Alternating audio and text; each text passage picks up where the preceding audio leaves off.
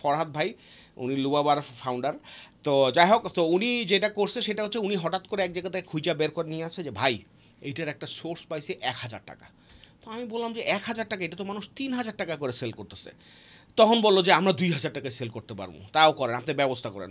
আমি বললাম যে ঠিক আছে করি, ইমেইল মার্কেটিং।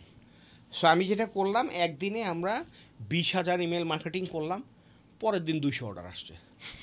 এখন তো মানে পাগল হয়ে গেছি আমরা, 200 অর্ডার ডেলিভারি করবো কেমন। আর একটা সমস্যা হচ্ছে ফ্রি সেট আপ দিয়ে দিছি, না বুঝে দিয়ে দিছি ফ্রি সেট আপ। আমাদের ই ছিল যে সপ্তাহে 10টা অর্ডার হবে, 20টা অর্ডার হবে, ফ্রি সেট আপের আর কি। মার্কেটে যত সেট আপের ইঞ্জিনিয়ার আছে সবাই রাই নাও, এখন কি করতে পারতেছি না, দিতে পারতেছি না। মানুষজন চিল্লায় ফাটায় ফেলাইতেছে, গালি দিতেছে, এই ভাই এই টাকা অ্যাডভান্স নেই। তারপরও মানে পাইছে তো পাইছে, আবার লিমিটেড টাইম লেগছি।